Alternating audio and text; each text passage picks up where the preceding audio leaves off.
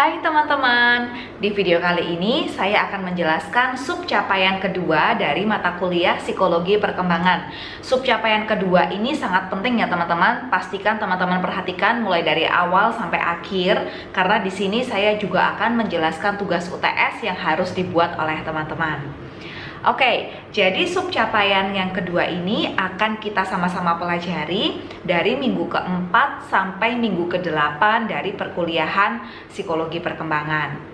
Nah, teman-teman akan mendapatkan pelajaran mengenai kehidupan anak-anak pada usia sekolah hingga pada usia remaja. Nah, ada beberapa tugas yang perlu teman-teman kerjakan di dalam minggu-minggu ini. Dan tenang saja teman-teman, walaupun tugasnya terkesan banyak, tetapi sebetulnya saya dan Pak Ersa mengizinkan teman-teman untuk mencicil tugas ini sekitar 4 mingguan per tugas. Pada minggu yang keempat dan ketujuh, teman-teman akan mendapatkan SAA yang kedua. SAA yang kedua ini adalah teman-teman mencatat developmental history diri sendiri. Apa itu developmental history? Developmental history adalah sejarah perkembangan teman-teman. Jadi mungkin sekarang teman-teman sudah berusia sekitar 18, 19, atau 20 tahun. Tetapi jangan lupa teman-teman bahwa perkembangan teman-teman di usia-usia sebelumnya itu mempengaruhi perkembangan teman-teman saat ini.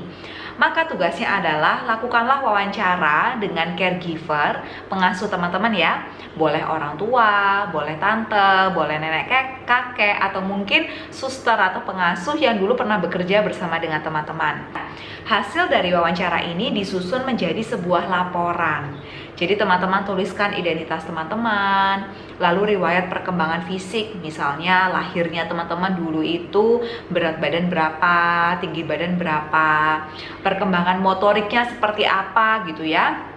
Motorik itu kemampuan bergerak ya, kapan bisa tengkurap, kapan bisa merangkak, bisa berdiri dan berjalan. Lalu perkembangan bahasa itu pada kognitif gitu ya, kapan teman-teman mulai bisa mengucapkan kata-kata. Nah, itu juga akan dituliskan di laporan ini. Termasuk juga teman-teman akan menganalisis apa saja faktor-faktor yang berpengaruh dari masa kecil teman-teman ke diri teman-teman saat ini.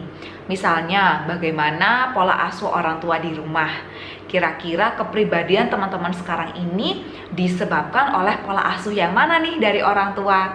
Begitu. Jadi yang akan kami nilai dari tugas developmental history ini, yang pertama adalah kelengkapan hasil wawancaranya. Silahkan mewawancarai dengan sangat lengkap. Yang kedua adalah ketajaman analisis teman-teman. Lagi-lagi dianalisis berdasarkan teori ya. Jadi apakah perkembangan fisik teman-teman sesuai dengan teori ataukah ada tahapan yang terlewatkan gitu ya. Lalu yang ketiga adalah kesimpulan. Selain itu teman-teman, pada minggu ke-5 sampai dengan minggu ke-8, teman-teman akan diminta untuk mengerjakan UTS. Nah, UTS ini prosesnya memang cukup panjang dan harus dicicil karena teman-teman harus membuat yang namanya developmental checklist. Apa itu checklist? Jadi checklist itu seperti kita sedang mau ke mall gitu ya buat shopping.